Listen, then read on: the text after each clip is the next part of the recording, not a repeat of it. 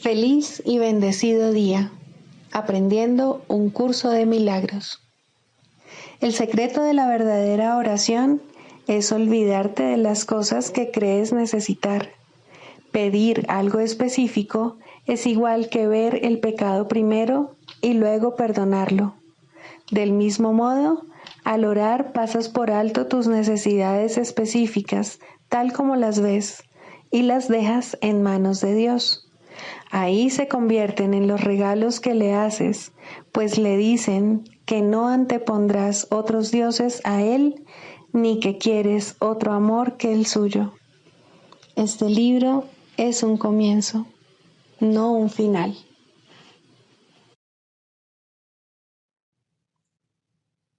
Del prefacio, que postula, párrafo 3. Del conocimiento y de la percepción surgen dos sistemas de pensamiento distintos que se oponen entre sí en todo. En el ámbito del conocimiento no existe ningún pensamiento aparte de Dios, porque Dios y su creación comparten una sola voluntad. El mundo de la percepción, por otra parte, se basa en la creencia en opuestos, en voluntades separadas y en el perpetuo conflicto que existe entre ellas y Dios. Lo que la percepción ve y oye parece real porque sólo admite en la conciencia aquello que concuerda con los deseos del perceptor. Esto da lugar a un mundo de ilusiones, mundo que es necesario defender sin descanso, precisamente porque no es real.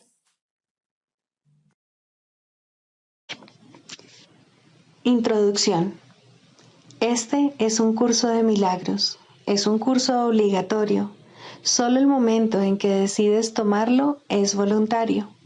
Tener libre albedrío no quiere decir que tú mismo puedas establecer el plan de estudios. Significa únicamente que puedes elegir lo que quieres aprender en cualquier momento dado. Este curso no pretende enseñar el significado del amor, pues eso está más allá de lo que se puede enseñar. Pretende, no obstante, despejar los obstáculos que impiden experimentar la presencia del amor, el cual es tu herencia natural. Lo opuesto al amor es el miedo, pero aquello que todo lo abarca no puede tener opuestos. Este curso puede, por lo tanto, resumirse muy simplemente de la siguiente manera. Nada real puede ser amenazado. Nada irreal existe. En esto radica la paz de Dios.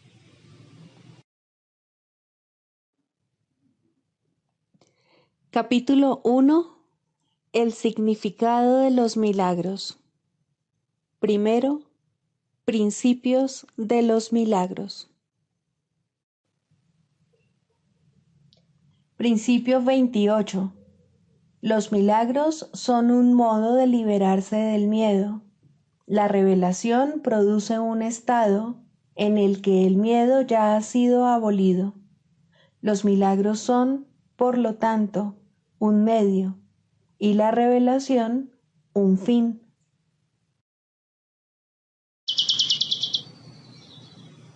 Capítulo 21.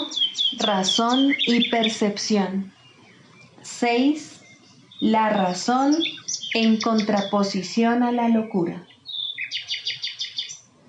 La razón no puede ver pecados, pero sí puede ver errores y propicia su corrección. La razón te diría también que cuando crees estar pecando, estás de hecho pidiendo ayuda. No obstante, si no aceptas la ayuda que estás pidiendo, tampoco creerás que puedes darla. De modo que no la darás, y así no renunciarás a esa creencia.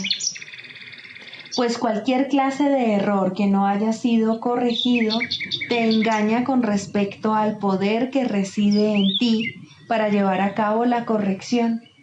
Si dicho poder puede llevar a cabo la corrección y tú no se lo permites, te estás negando la corrección a ti mismo, así como a tu hermano. Y si él comparte contigo esta misma creencia, ambos creeréis estar condenados.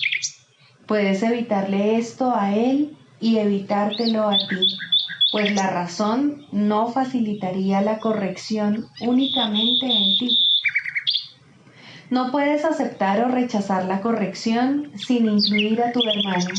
El pecado mantendría que sí puedes, mas la razón te dice que no puedes considerar a tu hermano o a ti mismo como un pecador y seguir percibiéndolo a él o percibiéndote a ti mismo como inocente. ¿Quién que se considere a sí mismo culpable podría ver un mundo libre de pecado? ¿Y quién puede ver un mundo pecaminoso y considerarse al mismo tiempo ajeno a ese mundo? El pecado mantendría que tú y tu hermano no podéis sino estar separados. Pero la razón te dice que esto tiene que ser un error. Pues si estáis unidos, ¿cómo ibais a poder tener pensamientos privados? ¿Y cómo podría ser que los pensamientos que se adentran en lo que solo parece ser tuyo no tuviesen ningún efecto en lo que sí es tuyo? Si las mentes están unidas, eso es imposible. Nadie puede pensar por separado, tal como Dios no piensa sin su Hijo. Eso sería posible únicamente si los dos morasen en cuerpos. Tampoco podría ninguna mente pensar por separado a menos que el cuerpo fuese la mente, pues únicamente los cuerpos pueden estar separados y, por lo tanto, ser irreales.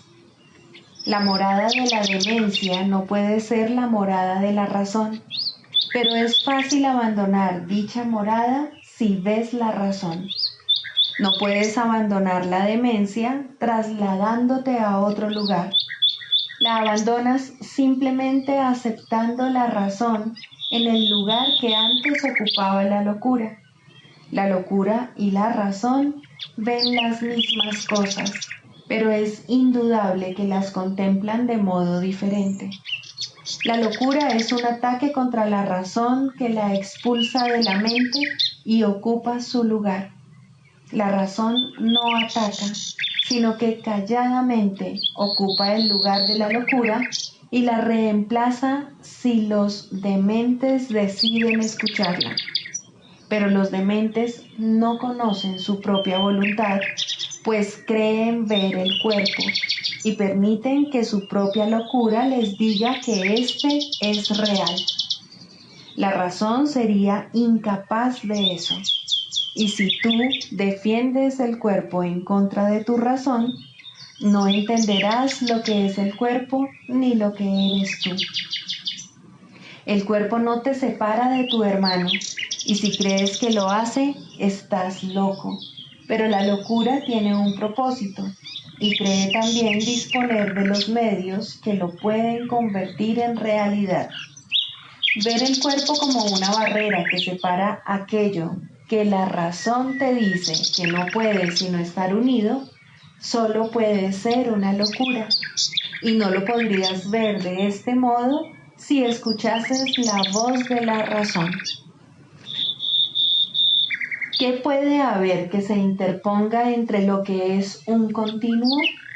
Y si nada se interpone, ¿cómo se podría excluir de otras partes lo que pasa a formar parte de cualquiera de ellas? Esto es lo que la razón te diría, mas piensa en lo que tendrías que admitir si esto fuese así. Si eliges el pecado en vez de la curación, estás condenando al Hijo de Dios a aquello que jamás puede ser corregido.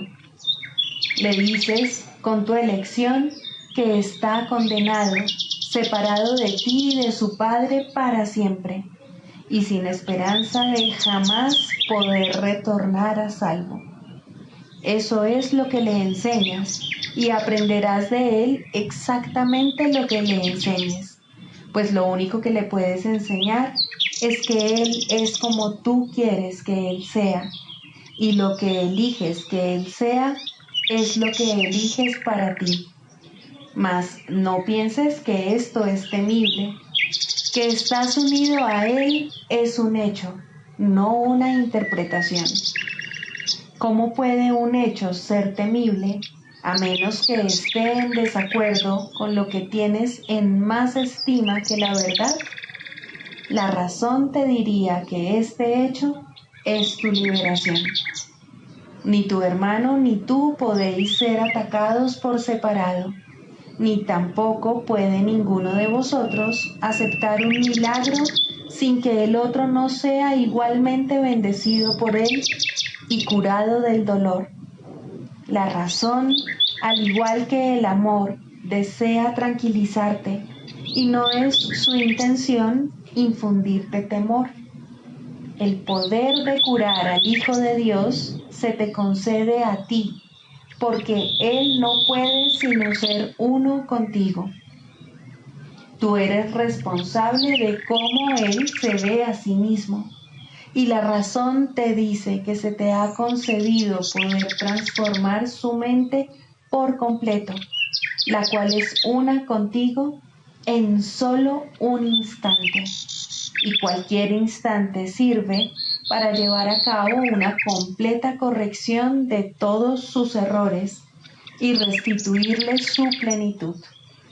El instante en el que elijas ser curado es ese mismo instante en el que se verá que se ha salvado completamente junto contigo.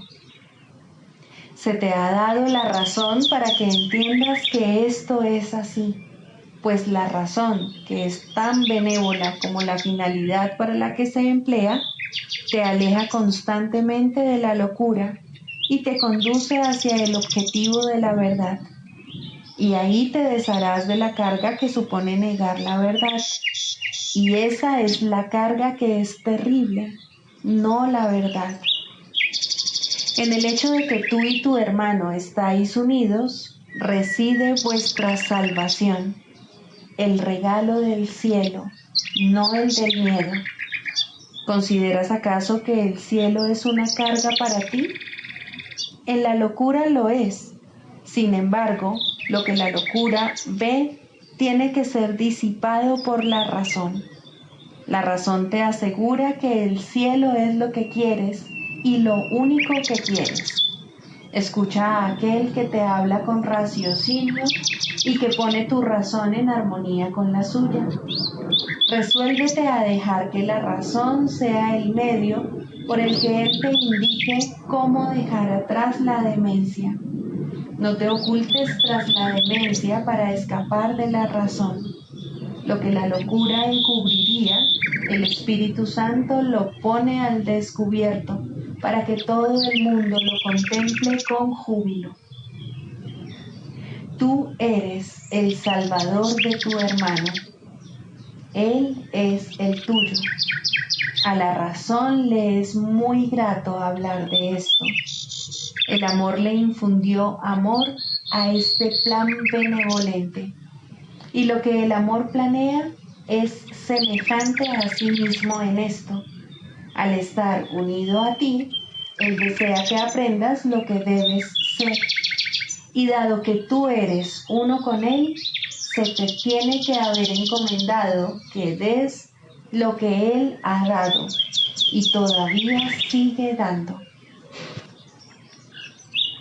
Dedica, aunque solo sea un instante, a la grata aceptación de lo que se te ha encomendado darle a tu hermano y reconoce con él lo que se os ha dado a ambos.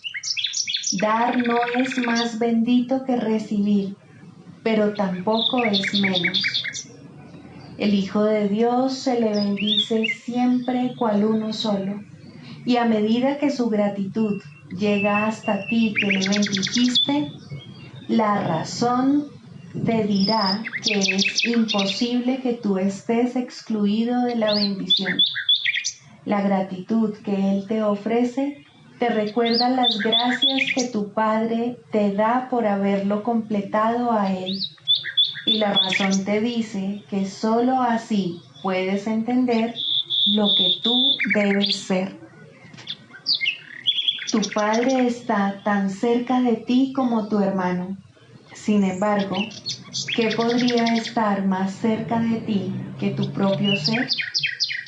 El poder que ejerces sobre el Hijo de Dios no supone una amenaza para su realidad.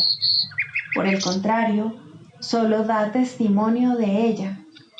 Y si Él ya es libre, ¿dónde podría radicar su libertad sino en Él mismo? ¿Y quién podría encadenarle sino Él a sí mismo cuando se niega la libertad?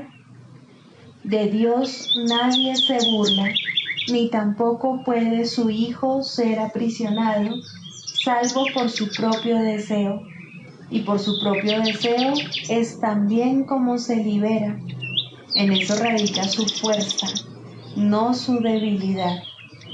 Él está a merced de sí mismo, y cuando elige ser misericordioso, en ese momento se libera. Mas cuando elige condenarse a sí mismo, se convierte en un prisionero que, encadenado, espera su propio perdón para poderse liberar.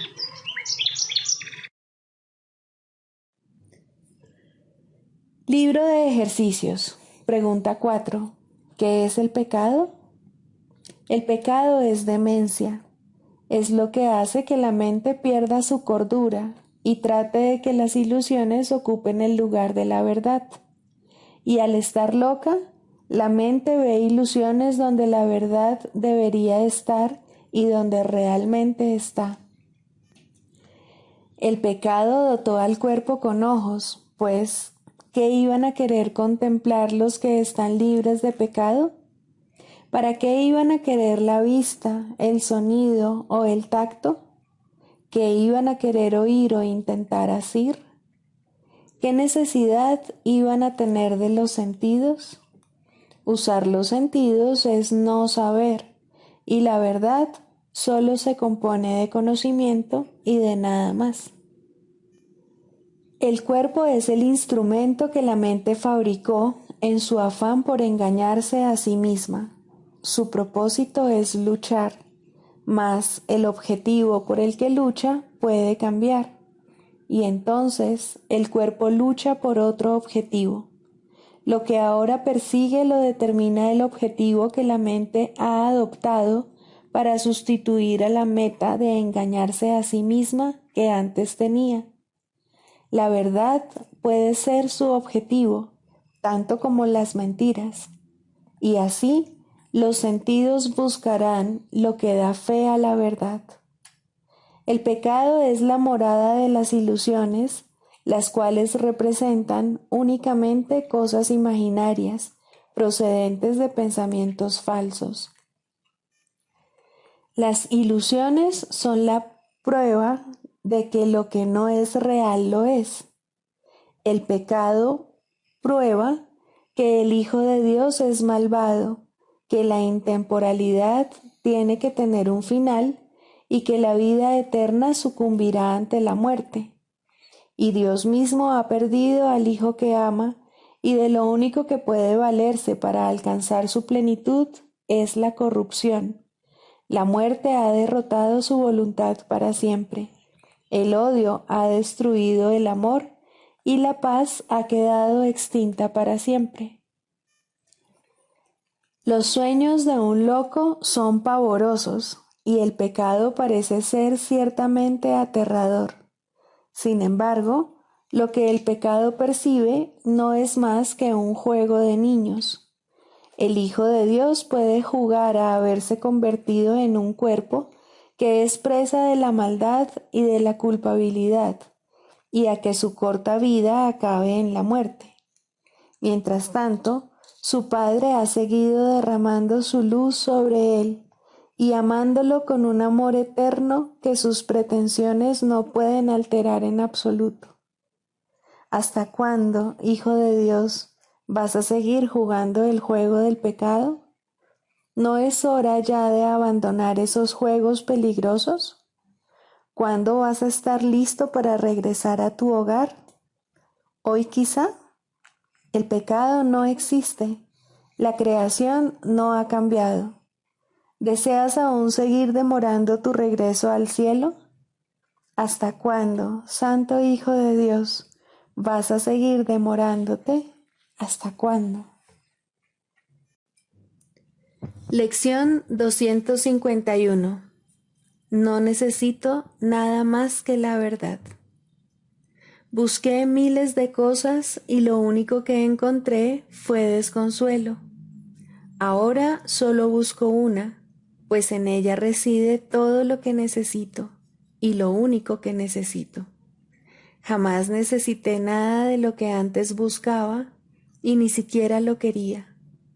No reconocía mi única necesidad, pero ahora veo que solamente necesito la verdad. Con ella todas mis necesidades quedan satisfechas, mis ansias desaparecen, mis anhelos se hacen finalmente realidad y a los sueños les llega su fin. Ahora dispongo de todo cuanto podría necesitar. Ahora dispongo de todo cuanto podría querer. Y ahora, por fin, me encuentro en paz. Y por esa paz, Padre nuestro, te damos gracias. Lo que nos negamos a nosotros mismos, tú nos lo has restituido, y ello es lo único que en verdad queremos.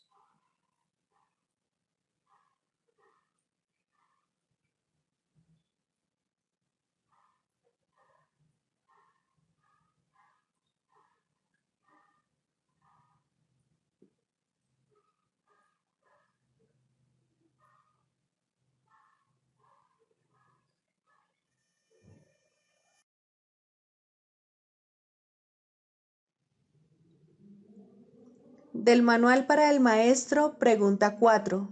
¿Cuáles son las características de los maestros de Dios? 8. Paciencia.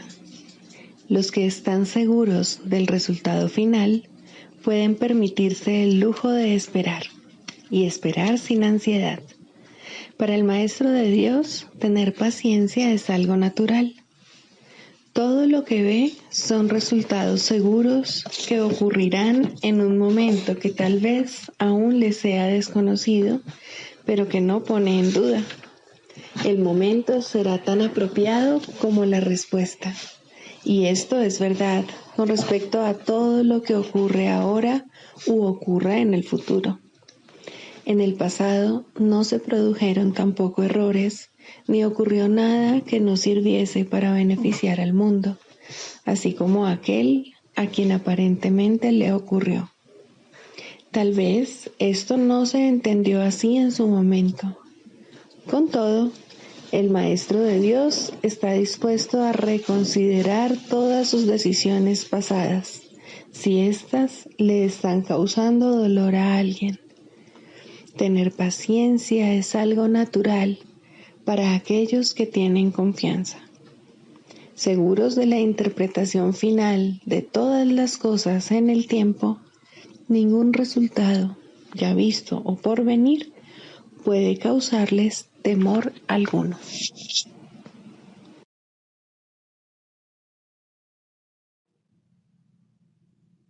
Manual para el Maestro, pregunta 8. ¿Cómo puede evitarse la percepción de grados de dificultad? La creencia de que existen grados de dificultad es la base de la percepción del mundo. Dicha creencia se basa en diferencias, en un trasfondo desigual y en un primer plano cambiadizo, en alturas disparejas y en tamaños variados, en grados variables de obscuridad y luz y en miles de contrastes en los que cada cosa vista compite con las demás para sobresalir. Un objeto más grande eclipsa a otro más pequeño. Una cosa más brillante llama más la atención que otra con menos poder de atracción. Y una idea más amenazante o una que se considera más deseable de acuerdo con las normas del mundo trastorna completamente el equilibrio mental. Lo único que los ojos del cuerpo pueden contemplar son conflictos. No recurras a ellos en busca de paz y entendimiento. Las ilusiones son siempre ilusiones de diferencias. ¿Cómo podría ser de otra manera? Una ilusión es por definición un intento de que algo que se considera de suma importancia sea real, si bien se reconoce que es falso. La mente, por consiguiente, trata de hacerlo real, movida por su intenso deseo de conseguirlo. Las ilusiones son parodias de la creación, intentos de hacer que las mentiras sean verdad. La mente, al considerar a la verdad como algo inaceptable, se subleva contra ella y se otorga a sí misma una ilusión de victoria. Y al considerar a la salud como un agobio, se refugia en sueños febriles. Y en esos sueños, la mente se encuentra separada, es diferente de otras mentes, tiene intereses que solo a ella atañen y es capaz de satisfacer sus necesidades a expensas de las demás. ¿De dónde surgen todas esas diferencias? Ciertamente parecen encontrarse en el mundo exterior. Sin embargo, no hay duda de que es la mente la que juzga lo que los ojos contemplan, la que interpreta los mensajes que le transmiten los ojos y la que les adjudica significado entre comillas. Este significado, no obstante, no existe en el mundo exterior. Lo que se considera la realidad es simplemente lo que la mente prefiere. La mente proyecta su propia jerarquía de valores al exterior y luego envía a los ojos del cuerpo a que la encuentren. Estos jamás podrían ver excepto a base de contrastes. Mas la percepción no se basa en los mensajes que los ojos traen. La mente es la única que evalúa sus mensajes y por lo tanto, solo ella es responsable de lo que vemos. Solo la mente decide si lo que vemos es real o ilusorio, deseable o indeseable, placentero o doloroso. En las actividades de selección y categorización que la mente lleva a cabo es donde se producen los errores de percepción, y ahí es donde debe efectuarse la corrección. La mente clasifica aquello de lo que los ojos del cuerpo le informan, de acuerdo con sus valores preconcebidos, y determina cuál es el lugar más apropiado para cada dato sensorial. ¿Qué base podría ser más defectuosa que esta? Sin darse cuenta de ello, ha pedido que se le proporcione lo que se ajusta a estas categorías. Y una vez que ha hecho esto, concluye que las categorías no pueden sino ser ciertas.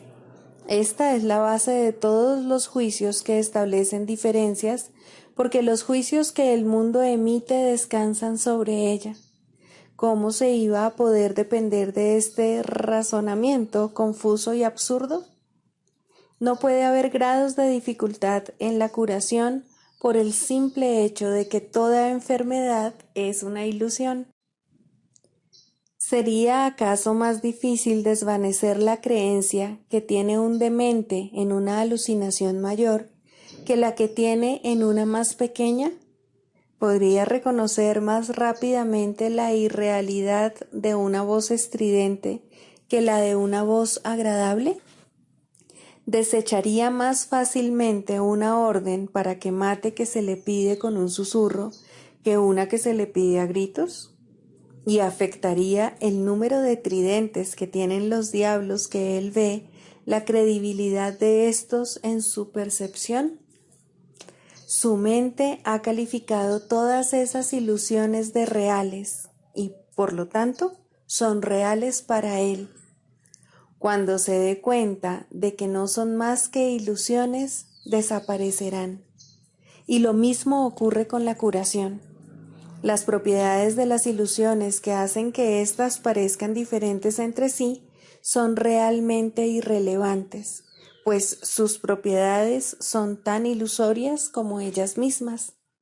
Los ojos del cuerpo continuarán viendo diferencias, pero la mente que se ha permitido a sí misma ser curada dejará de aceptarlas.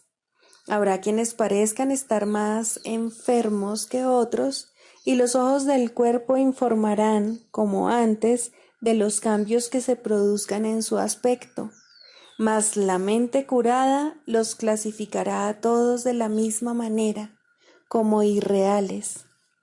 Este es el don de su maestro, el entendimiento de que, al clasificar los mensajes que la mente recibe de lo que parece ser el mundo externo, solo dos categorías son significativas, y de estas, solo una es real.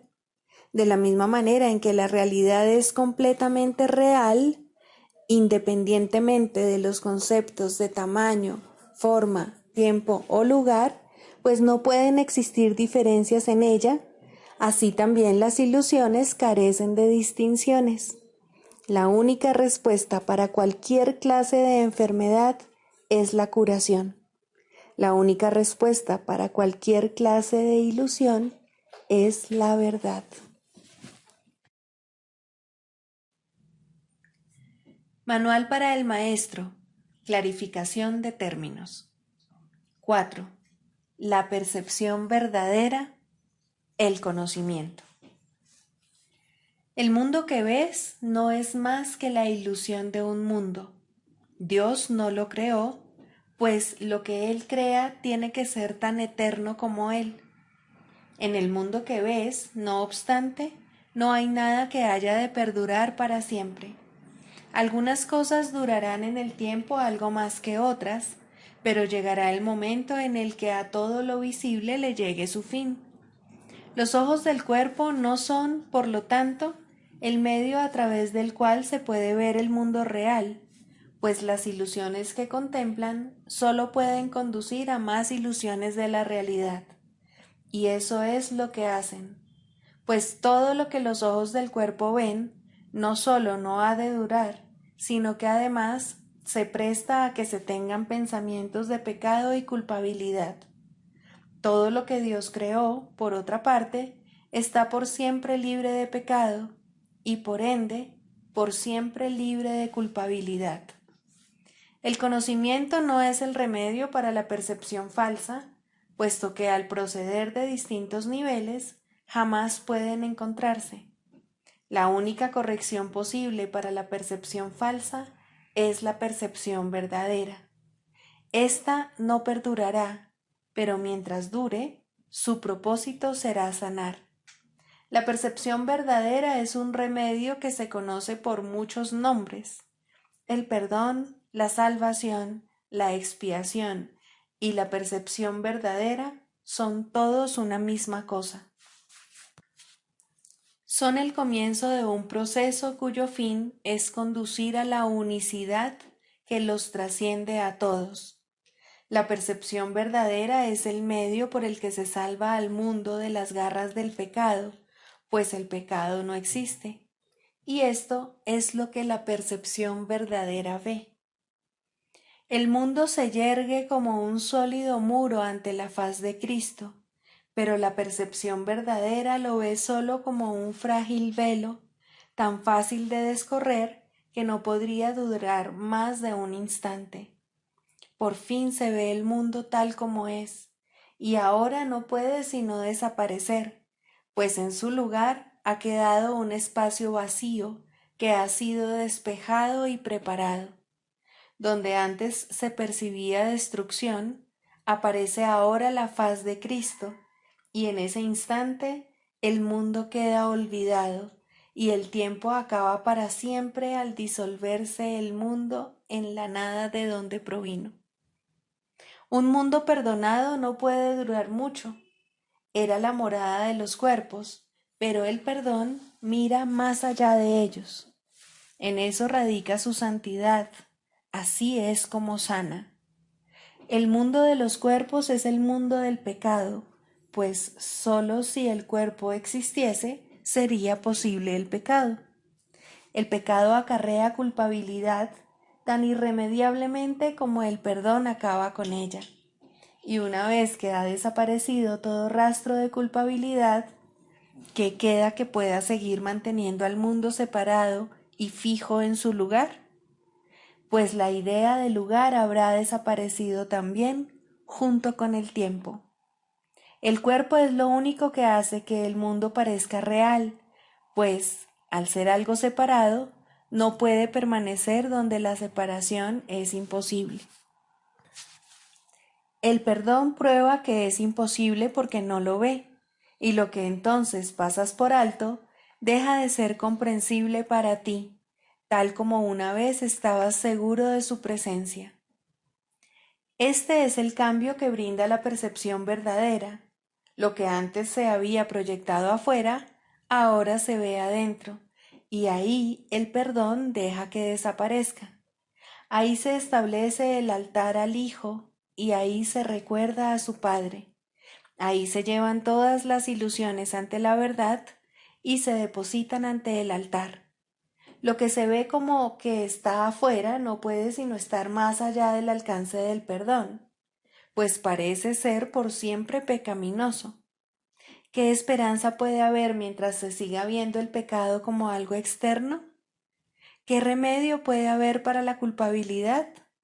Mas, al ver a la culpabilidad y al perdón dentro de tu mente, estos se encuentran juntos por un instante, uno al lado del otro, ante un solo altar. Ahí, por fin, la enfermedad y su único remedio se unen en un destello de luz curativa. Dios ha venido a proclamar lo que es suyo. El perdón se ha consumado. Y ahora el conocimiento de Dios, inmutable, absoluto, puro y completamente comprensible, entra en su reino. Ya no hay percepción, ni falsa ni verdadera. Ya no hay perdón, pues su tarea ha finalizado.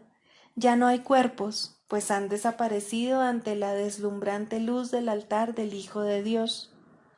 Dios sabe que ese altar es el suyo, así como el de su Hijo.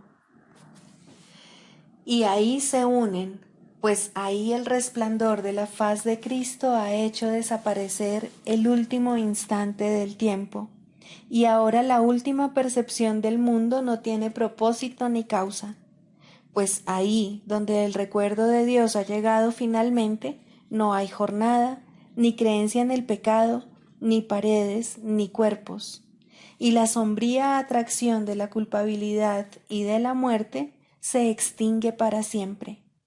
Oh hermanos míos, si tan solo supierais cuánta paz os envolverá y os mantendrá a salvo, puros y amados en la mente de Dios, no haríais más que apresuraros a encontraros con Él en su altar.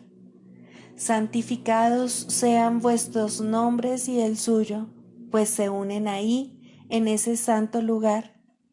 Ahí Él se inclina para elevaros hasta Él, liberándoos de las ilusiones para llevaros a la santidad, liberándoos del mundo para conduciros a la eternidad, liberándoos de todo temor y devolviéndoos al amor. Psicoterapia, segundo. El proceso de la psicoterapia. Introducción. La psicoterapia es un proceso que cambia la visión del yo. A lo sumo, este nuevo yo es un concepto de sí mismo más beneficioso, pero no puede esperarse que la psicoterapia establezca qué es realidad. Esa no es su función. Si logra abrirle paso a la realidad, ha alcanzado su máximo éxito. Toda su función, al final, consiste en ayudar al paciente a manejar un error fundamental, la creencia de que la ira le ofrece algo que en realidad desea y de que al justificar el ataque se está protegiendo a sí mismo.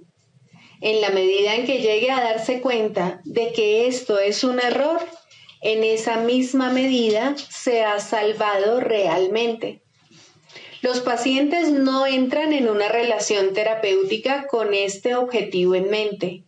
Por el contrario, tales conceptos significan poco para ellos o no necesitarían ayuda. Su objetivo es ser capaces de conservar su concepto del yo exactamente como está, pero sin el sufrimiento que ello conlleva. Todo su equilibrio descansa sobre la insensata creencia de que esto es posible. Y como resulta tan claramente imposible para la mente sana, lo que buscan es magia. En las ilusiones, lo imposible se consigue fácilmente, pero a costa de hacer realidad las ilusiones. El paciente ya ha pagado su precio. Ahora quiere una ilusión mejor. Al comienzo, pues, la meta del paciente y la del terapeuta son divergentes. Tanto el terapeuta como el paciente pueden abrigar falsos conceptos de sí mismos, pero aún así, sus respectivas percepciones sobre la mejoría deben ser distintas. El paciente espera aprender a lograr los cambios que quiere sin cambiar su concepto de sí mismo de manera significativa. De hecho, espera que ese concepto se estabilice lo suficiente para incluir en él mismo los poderes mágicos que busca en la psicoterapia. Desea volver invulnerable lo vulnerable e ilimitado lo finito. El yo que ve es su Dios y lo único que busca es servirle mejor. Sin importar cuán sincero pueda ser el propio terapeuta, debe querer cambiar el concepto que el paciente tiene de sí mismo de alguna manera que considera real. La tarea de la terapia es reconciliar estas diferencias. Con suerte, ambos aprenderán a abandonar sus metas originales, pues solo en las relaciones puede hallarse la salvación. Al comienzo, es inevitable que tanto los pacientes como los terapeutas acepten metas irreales que no están completamente libres de matices mágicos. Finalmente, estas se abandonarán en las mentes de ambos.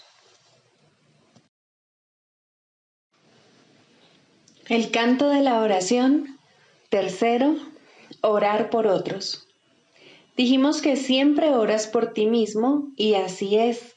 ¿Por qué entonces debes orar por otros? Y si debes hacerlo, ¿cómo lo debes hacer?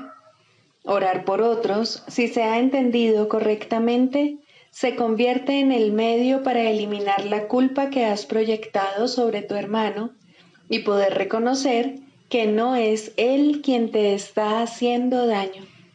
Antes de que se te pueda salvar de la culpa, debes renunciar al pensamiento venenoso de que él es tu enemigo, tu malvada contraparte, tu némesis. El medio para alcanzar esto es la oración de un poder creciente y metas ascendentes hasta que finalmente llega a Dios. Las formas iniciales de la oración en los primeros peldaños de la escalera no están libres de envidia y malicia, claman venganza, no amor. Tampoco proceden de alguien que entiende que son peticiones de muerte hechas con miedo por quienes atesoran la culpa. Invocan a un Dios vengativo y es Él quien parece contestarles. Nadie puede pedir el infierno para otro y él mismo librarse de él. Solo aquellos que están en el infierno pueden pedir el infierno. Pero aquellos que han sido perdonados y han aceptado su perdón, jamás podrían orar de esa manera. En estos niveles, pues, la meta del aprendizaje no es otra cosa que reconocer que la respuesta a cualquier oración será idéntica a la forma en que la oración se hizo. Eso es suficiente. A partir de ahí, el paso a los siguientes niveles será fácil. El próximo ascenso comienza con esto. Lo que he pedido para mi hermano no es lo que querría para mí. Por lo tanto, lo he convertido en mi enemigo. Es evidente que este paso no lo puede dar quien no ve la liberación de otros como algo ventajoso y de valor para sí mismo. Puede aplazarse por largo tiempo porque puede parecer peligroso en lugar de compasivo.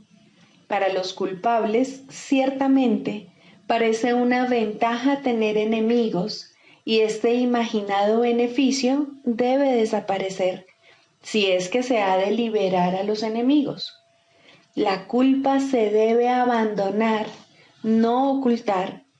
Esto no se puede hacer sin cierto dolor y tener un atisbo de la naturaleza misericordiosa de este paso puede llevar por algún tiempo a un profundo retraimiento en el miedo, pues las defensas del temor son temibles en sí mismas y cuando se reconocen traen el miedo con ellas.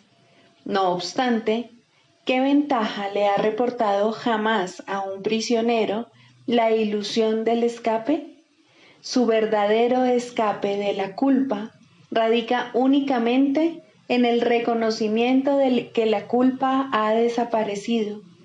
Mas, ¿cómo puede reconocerse esto mientras la oculte en otro y no vea que es la suya propia? El miedo a escapar hace difícil dar la bienvenida a la libertad y convertir a un enemigo en carcelero parece ofrecer seguridad. ¿Cómo, entonces, se le puede librar sin que se apodere de ti un profundo miedo? Has hecho de él tu salvación y tu escape de la culpa. Tu inversión en esta forma de escape es enorme y el miedo de renunciar a ella es grande en verdad. Aquíétate por un instante ahora mismo y piensa en lo que has hecho. No olvides que fuiste tú quien lo hizo y quien puede, por lo tanto, dejarlo ir. Extiende la mano. Este enemigo ha venido a bendecirte. Acepta su bendición y siente tu corazón elevarse y tu miedo desaparecer. No te aferres al miedo ni a él. Él es un hijo de Dios al igual que tú. No es un carcelero, sino un mensajero de Cristo. Sé esto para él, para que él lo sea para ti. No es fácil darse cuenta de que orar para pedir cosas, posición social, amor humano, regalos externos de la clase que sean, siempre se hace para establecer carceleros y ocultarse de la culpa. Estas cosas se emplean como metas que sustituyen a Dios y por lo tanto distorsionan el propósito de la oración. Desearlas es orar por ellas. Uno no necesita pedir explícitamente. La meta de alcanzar a Dios se pierde de vista cuando se va en pos de metas menores de la clase que sean, y la oración se convierte en una petición de enemigos. Incluso en esto se puede ver claramente el poder de la oración. Nadie que desee un enemigo dejará de encontrarlo, mas con igual seguridad perderá de vista la única meta real que se le ofrece. Piensa en el costo que ello supone y compréndelo bien. Todas las demás metas son a costa de Dios.